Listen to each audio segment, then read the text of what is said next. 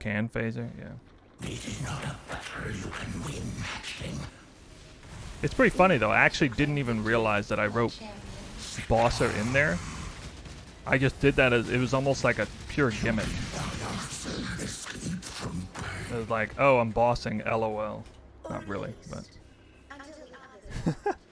Oh my, what's going on everybody? This is New. Welcome back to another video. We are going to be featuring some crazy tech combinations that I've been working on to achieve some wacky DPS. I've been hard at work doing the final transition to my final form of this character for this league. What I'm showing you today is not actually what I wanted to do, or not my goal. It's just something I stumbled on while playing the game in Path of Building, which is what I've been doing actually the last entire week. I've been spending a lot more time playing Path of Building than I have been playing Path of Exile. You know how that goes. And I just kept putting certain pieces together and seeing some pretty crazy things in the Path of Building. I wanted to test it out. I finally got a chance to test it out. Did some of it on Twitch, some of it live, and this is going to be the closest you'll ever see me come to making any kind of bossing related content, probably for a few leagues to come, I would imagine. I'm really not that interested in it. The only reason I did it was I needed a way to catch your attention, obviously, and show you in a relatable manner, because I know there's a lot of people who, you know, how many shapers per second or whatever it was, you know, in that whole language, you know. Evidently, Uber Eater of Worlds is a pretty good way to showcase your DPS in the event that you kind of need a target dummy for something. And yeah, hopefully you were blown away from that. I certainly was the first 10 or so times I did it. I guess it was a little bit of fun to do that over and over again. But I definitely want to be focusing on mapping and Sanctum. That's actually what I want to be pushing on you today. Is any of you guys who are interested in really just blowing out Sanctum, just pushing Sanctum's hard as possible to do the no-hit run Sanctums. I've been taking a look at a lot of profiles, seen a lot of very capable profiles to do no-hit runs. Of course, I'm more familiar with Tornado Shot than others. I think it's probably the smoothest one for it. Definitely the best kind of all-arounder that can also go really fast, or it can do the no-hit variation of it.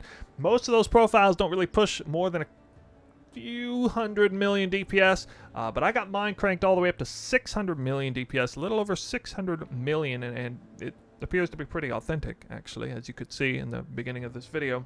We're going to go over all the tech that was involved in that, basically 3 major pieces involved. I will, of course, be diving into the PoE a little bit, but we're going to save the real deep dive on this character, this transition, for when I finalize the Magic Find variant of it, which is going to be a Pathfinder, not a Deadeye. So what I'm showing you today is a Deadeye. I've gone from a physical to element conversion, Tornado Shot, Magic Find, low life champion to the same thing, except then converting it to Chaos to Original Sin, and then swapping over to Pathfinder to unlock some new, even more text like poison damage, for example, and a variety of other items and gems, support gems that actually yield some more damage than just the more traditional route that we've seen, you know, up until this point. So the Original Sin ring is a brand new ring this league, and it just unlocks all kinds of new potential options, and most people caught on pretty quickly. I did right up front, and you know, there are a lot of people who began making videos about this, that Xerfy's Heart was going to be absolutely put on the map in a major way this league because of the fact that Xerfy's enables your chaos damage to ignite, chill, and shock, but not freeze, unfortunately. But then it also gives you a sort of not quasi-permanent, or I shouldn't say permanent, very reliable Soul Eater buff in the middle of maps that Headhunter these days isn't really offering. So we have this interesting dynamic where Headhunter seems to be getting, you know, a little weaker on the offensive, and then Soul Eater remains to be outrageously strong. Soul Thirst Belt also got nerfed kind of indirectly from Survival Instincts being removed from the game, that jewel, and so this is indirectly raised the value of Xerfy's Heart. And then on top of that, the Original Sin Gen coming in, I mean, it just kind of became a no-brainer for me that I wanted to go for this amulet in the final form of my build. This is really the genesis. This item is at the genesis of my final build this league. I knew I wanted to do it with or without Original Sin, potentially. But with the Original Sin, suddenly we're able to keep all of the amazing power, borrowed power from Headhunter through physical gained as extra cold, lightning, fire buffs, as well as, you know, whatever you get on gear or gems. And then also able to pick up physical gained as extra chaos, which brings my attention to this total sleeper pick of a ring, the Ming's Heart, which you normally don't even see for anything except for capping chaos res to be an AFK or in a 5-way. That's basically the only thing anybody uses it for. But lo and behold, this ring, I think, is the highest DPS ring this build can have, paired with the other two jewelry pieces. I plugged in the absolute best mirror tier ring of this entire league, like pure glass cannon, like flicker strike ring that existed. Every single mod it gives it damage, gives my build damage in a pretty significant way. It still didn't do as much damage as this ring, and not even close. It was like 20 or 30 million DPS behind, which is just absolutely bonkers. That physical gained is extra. It just creates that much impact. I mean, 72% is pretty crazy. So this is one sort of triad, if you will, of the tech combinations. These three items together, and that's all your jewelry slots. I mean, your jewelry is out of the way. It does create some issues, though, with mana cost. I think that is kind of one of the major weaknesses of this build with mana cost. There is a way to get around that a little bit. For my Magic Find variant, of course, I'm going to be wearing a Magic Find helmet that has the Eldritch Implicit reduced mana cost. That will help a ton. But for this one, I mean, my Tornado Shot costs 17 mana. That's kind of high for the attack speed. So I do need a bit of a mana pool here to do that. We'll look at that a little closer in the PoB, but let me show you, or let me talk about the second thing that really makes us stand out. And I think for that we'll go with the helmet and chest combination. So I did just mention that Zerfi's heart cannot freeze, but there is one chest in the game that allows all forms of damage to freeze, including chaos, and so you can get that freeze into your build with expeditions. And it's really not a very good chest for any other reason. There's nothing crazy. It does have freeze chilled enemies as though dealing extra damage, more damage, which basically acts as it's kind of like Fury of Nature, where it gives you like more element effect, if you will, and so that works out really nicely for the higher health enemies. Incidentally, Fury of Nature is definitely going to be involved in the final form with a Pathfinder, but I couldn't use it for the Deadeye, or didn't need it for this. But this paired with the helmet, Heat Shiver, just gives you an outrageous amount of extra damage. There have been other content creators talk about this combination already too. But yes, in fact, you can combine the helmet, the chest, as well as Original Sin with some extra chaos damage. And again, that is going to unlock all kinds of extra damage scaling that takes place, because we're going from physical to, what is it, I think, physical to lightning to cold to fire to chaos. I might have got one of those mixed up in the order or whatever, but there's all kinds of added scaling that can go on in there if you know about the game, how it works, and all the damage scaling potential there. So that is kind of the second major scaling happening. And then the third thing is Calm Spirit. So there are a few people who are beginning to really discover the wonders of Berserk play with 3, 4, or even 5 rage per second. It's pretty nutty. I mean, let's take a look at that. I'll show you just how much rage this gives. Look how slow my rage drains just from clicking this, because I have so much rage per second. I think I have 4 rage per second right now with this character. Let's see how fast it raises up. I mean, look at that. It's just screaming up. That's way faster than my Ascendant got last league. With the crazy Magic Find Ascendant character that I had. So these gloves are a total winner. Yeah, the glove slot's important. There's a lot of things you kind of need with it. It would be nice to get my cold conversion in here. That's what a lot of people think they need to do with it. But you can still rock Anomalous Tornado Shot. It's fine. Get your 60 or, whatever, 60 or 69% physical conversion to an element, and then get the other remaining 40% somewhere else. Yeah. So, all right, and I should point out where that other part comes from. The other 40% gets converted right here. Allocates Nature's Reprisal. So I'm missing 40% conversion. I get it right here. I get 40% physical damage converted to chaos with 15% more damage with attack skills. And chaos skills have 30% increased area effect. That doesn't matter, actually, though. So actually taking a Pathfinder Ascendancy for the Forbidden Flame, Forbidden Flesh combo to sort of seal off the full conversion of this build makes it really awesome. I guess we're getting into the PoB here. Kind of look at it. Again, not a deep dive, but just the typical setup with the massive wheel ring, taking the usual options there. Typical setup here with the aura cluster, focusing a bit on damage over time, a little bit more than usual. I'll show you why in a second here. Flask effect being very important. Actually able to go down here. The reason, now usually I go up top here, maybe take some life points, but you know, we're not focusing too much on life, as you can see. Only about 2,400 health there. And I am getting a lot of extra benefit from this very specific Brutal Restraint, which is number 5080. That is one reason why I'm taking this route. I get a lot of extra stuff from this. I mean, look at that. I get 25% crit chance, 5% attack speed, 8% aura effect, 5% physical gain is extra is big too, 4% life, another 8% aura effect, another 8% aura effect, 5% movement speed, and the other two on the right here aren't nearly as good. However, I will bring your attention to my hit chance. 100%. See it? 100% chance to hit. Alright, watch this.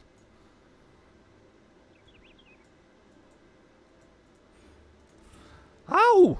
Went down to 98%. Why? Why did it go down to 98%? Well, it went down to 98% because I lost 5% dexterity. So even the dexterity node is somewhat useful here, and it helps with the accuracy as well as the spell suppression, which is pretty crazy. Actually got spell suppression going on here. Alright, so let's bring you down to the path of building here. Just take a look at a few other things. Alright, so here it is. You're going to see a wacky 610 million DPS here. Let me show you where this is coming from. You can kind of get a sense. PoB is linked in the description below. You can see it all there. Now, there's a lot of things that are tabulated here that I absolutely need to bring this to your attention because, of course, you know, it doesn't just randomly do 600 million DPS. I had to plug in things like maximum shock effect. Why do I put maximum shock effect? Well, I mean, I have critical mastery here. 50% increased effect of non-damaging elements you inflict with critical strikes. I think I have other sources of that as well. And then, of course, freeze. Everything's going to be frozen all the time. So, you know, except maybe against Uber bosses, but even against Uber bosses might actually be max effect anyway. Everything's chilled. Everything is ignited. Everything is 15 withered stacks. How does it have 15 withered stacks automatically? Well, if you see here in my main link,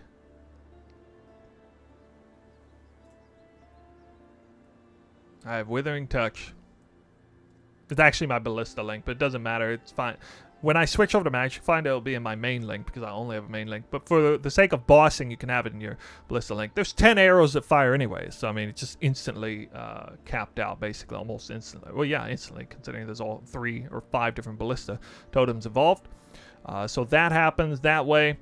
Pretty cool getting Wither Touch in there, where you can't normally get that on a Tornado Shot build with elemental damage, right? And then, let's see, we move on down here, back to configuration, I guess. Let's see, what else do I want to look at here? Chaos resistance, it's kind of weird because Original Sin, you know, puts the resistance at 0. The programming on here is kind of wonky, though. You see how my damage went down, but like if I make a positive one, it goes up, or negative one, it goes up.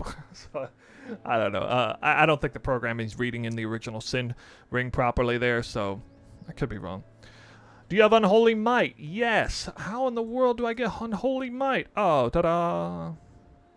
Megalomaniac, Overwhelming Malice. I got some pretty sick Megalomaniacs, actually. Let's go look through them.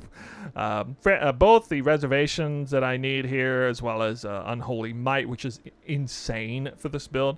30 million. Actually, how insane is this? I want to see here. You have an Unholy Might. Okay, 610 million. Watch this. I just lost 38 million DPS by unclicking that. Kind of important to have Unholy Might in the build if you're doing this. Spike Concoction. Storm Rider, it's the only way I get power charges in there, and you get to take full effect of the 25% increased cold and lightning damage as well through those. That again, it scales all the way up with all those conversions. And Feast of Flesh is the only source of leech I have. You know, I could get leech other ways through Taste of Blood. I could deal with the reservation. I don't really even need these reservation things. I would only have to drop like Herald of Agony, for example. If I dropped Herald of Agony, which wouldn't even matter that much. I can prove it right here that. Herald of Agony, watch this, take this off. Okay, it's 30 million DPS, kind of a lot, but for all that extra reservation efficiency returned to me, not that big of a deal. So one thing I want to bring to your attention is that this is not just some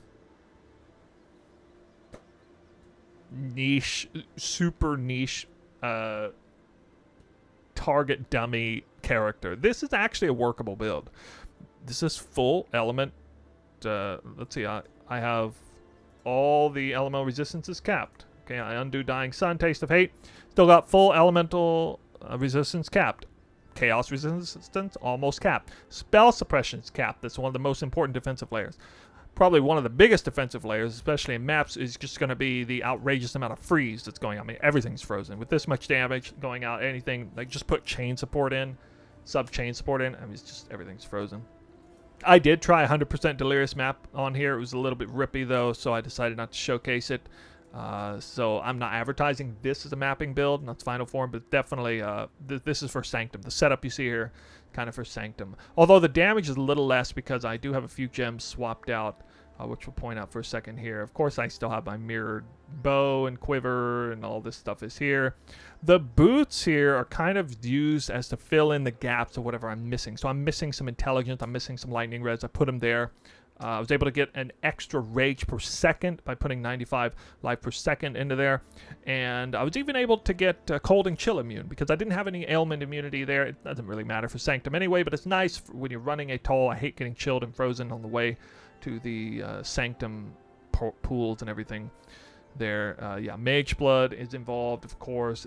This is what's something that's really cool about the build is these are the I'm pretty sure it's the 5 highest DPS flasks that you can possibly run. So a lot of builds aren't able to do this or won't do this for whatever reason. But I was able to essentially run the just maximum DPS setup on flasks. The only thing I don't have is a crit chance suffix that I don't need because my crit chance is already maxed. It doesn't matter. But just to show you how tight and niche this build is, you see this only gives me 25 crit chance, right? Boom, it just lowered my crit chance. So I'm barely crit capped with everything, with power charges and everything. Barely crit capped. It works out nicely, though. The second I fire any arrows, I immediately have all 3 power charges. Get a little bit of extra damage over here for Calling Strike on marked enemy, and increased effective marks. Super, super strong there. I should mention that on this, there is a slight difference with my gear and what's listed here. Yeah, 5% chance to gain Frenzy Charge and Critical Strikes. Definitely the best suffix to get there. I don't actually have that on my quiver, but should. Remember when I talked about mana being kind of an issue? Mana reservation. Or not reservation, but actual mana and the cost of skills. Mana Leech and then Essence Sap dramatically increases the mana return. So as long as you're not running maps with like no leech or something, it's totally fine. I do not have any mana on hit. I would have mana on hit here, except I don't have a mana flask of any kind. But yeah, there's just tons of mana returned. You can check the intro of the video again, see what happened to my mana bar or my mana, globe whenever I actually started fighting Eater of Worlds. You'll see that it never went down to 0 when the actual combat took place in there. So this is, yeah, all of the crit multi rolls in there, even going over to the left side here, get all the crit multi, basically every single damage thing. I think there's only like, I think this is it. Just these 2 points are basically the only thing that could even give me more damage. Hardly at all. There's also weapon artistry that would give me a little bit more. There's the option of putting in some medium clusters in here, but that would result in losing a lot of points at the middle here. So it's a very tight build. 1 passive voices even. Some megalomaniacs, but this is what happened, whenever I got all of this together. I was in the middle of swapping to Chaos and just putting everything together. The Rage from Calm Spirit, all that conversion and scaling from the original Sin and Xerfes combined once I had the attributes to pull it off, and most notably the scaling from the the helmet and the expedition's end body armor in there, just resulted in a disgusting amount of DPS that again was showcased in front of this video. So the very last thing I'm going to do, because I'm not going to go over everything on the build. I'm not going to go over all the gems and stuff. I should actually go over a couple of gems here. The very last thing I'm going to do is we're just going to run the end of a Sanctum, kind of as if I'm doing a no-hit Sanctum run. I don't actually have a no-hit Sanctum run going right now, but I'm on the last couple. I'm on the last floor, the last couple of rooms in there. I'm just going to kind of close the video out so you can see it pretty clearly, as to kind of get a good sense of just what this build is for. So, actually, I should do this on my other character because the gem links are slightly bit different here. So the gem links here in the PoB are slightly different from what I'm running in Sanctum. This PoB is what I did for the bossing portion. Now, I don't personally recommend bossing with this character. You can if you want. If you're a Giga Chad at dodging boss mechanics, you just like, fine, you know, do it if you want. But most people who run bossing like to be able to tank some damage, and this, despite having, you know, a staggering 2400 life and 100% spell suppression and elemental resist cap and chaos, high chaos, it still can't tank very much damage. I mean, it's a 12k effective health pool, but at least it functions. Like, it certainly has no problem going through an alk and go a tall map to find the Sanctum and go in there. That it can totally do with no problems whatsoever. So that is the important thing, because again, this is mainly geared toward Sanctum above all else. Okay. So, well, there she is. My character had a sex change, and it got really angry and full of toxicity all at the same time. That's interesting. Wow. That was quite the change for my character. All right, Atoll in here ready to go. One last thing I want to point out is what I did to get in Frost Wall with Awakened Spell Cascade support, because yes, I even get to use that amazing tech because I have permanent phasing thanks to Watcher's Eye, and I'm actually using Haste because we're using Haste as well as Val Haste, but Haste is put in there. We got Hatred, we got Herald of Purity, got Herald of Ash or Herald of Agony, whichever one you want. Herald of Agony apparently does a little bit more damage with this Chaos Poison setup. Oh, I almost forgot something really important. The only source of Chaos Poison is right here. This is the only real source of it, and get a little bit of extra damage. You see there's a problem that poison damage caps out. So I only need to take one poison cluster to basically get my poison to cap out. It's kind of funny. But, you know, I get basically the best mastery here and a nice little bit of chance to, and I even get some added crit on there. It just worked out so beautifully to have all that work out for me right there. So what I did is I removed Anomalous Blood and Sand, which, as you know, is a 10% reservation. I removed the Enlightened Gem, and that unlocked 2 extra gems. I had to throw the Heralds into different spots, too, to make this work. But, yeah, I lost the Enlightened, I lost the Anomalous Blood and Sand. That's the moral of the story. And therefore, I'm able to put in a Frost Wall and Awakened Spell Cascade support. And let's go in and see the last couple maps. Or Sanctum floors, I guess. Here, let's see how long this essence survives. Okay, well, I actually took some damage there. But you can see I took some damage, and I'm still alive. I'm still alive, guys. Can you believe that? All right, there it is. The last 2 rooms. Okay. So I have a Desecrated Crypts. This is a type of arena-style map. So this will kind of give you a nice example of imagine trying to do a no-hit right here. Right, this is one of the worst rooms, people will say. A very hard room to deal with. I'm not very good at this yet as far as like trying to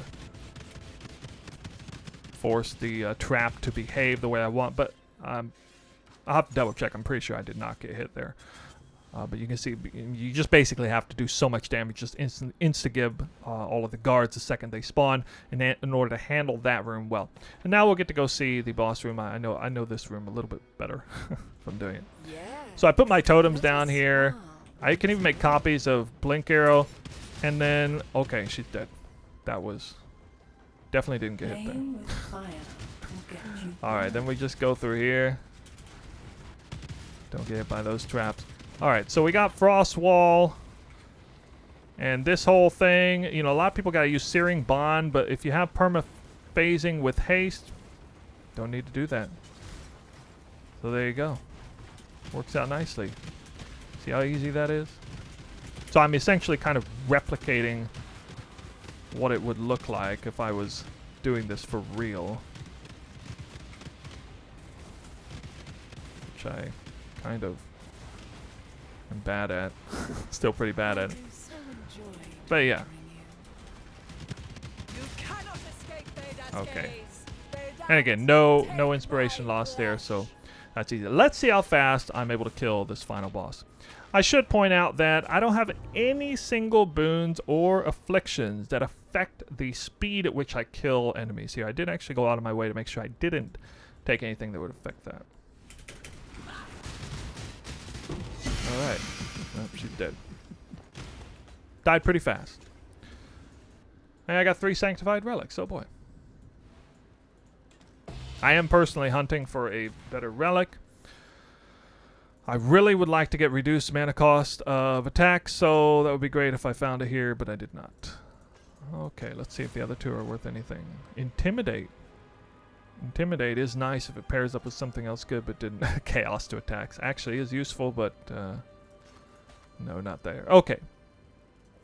We'll finish out this video with a little gambling portion. We'll test my RNG down here in the Sanctum, see if I can pull out in a red star or 2. Doing my usual thing, guys. Don't mind me. Don't mind me. Alright. But that's going to close the video. I hope you learned a thing or two in this. I certainly did. I mean, I basically just jam-packed at least half a week of self-study and Path of Building and just gave you the best of what I discovered in there. I really hope you can make some usage out of it. Yeah, these are literally top-tier items we're talking about. The original Sin Ring is like 70 or 80 divines. Of course, to get the kind of damage you saw, you're going to have like a mere tier bow, a mage blood, and all that. I know a lot of people can't get that kind of budget, but it's good to be able to see what's possible out there, and there are surprisingly quite a few people who are rocking the kind of gear that I'm showcasing here, so I know you guys will get some value out of it. Let me know in the comments below what you think of all of this. If you've been putting some interesting ideas together. I haven't really seen anybody come out with a build like this. I actually had somebody ask me directly, hey, did you like just make this build up? And I said, well, I mean, I pulled some inspiration from this and this and this, but as far as tying it all together, yes, I did actually make this build all the way up. I've never really seen anybody use all 3 forms of this tech together at the same time, and I certainly haven't seen anybody do what I'm about to do with the magnifying character on the Pathfinder. So to see, that's going to be even more specialized, I suppose. Can't wait to do it, and that's actually what I'm going to do right now after I get done pushing this video out. So I want to get on with that, and I want to be able to bring more videos to you guys. So with that, we're going to close this video. Thank you for watching. I'll see you in the next one.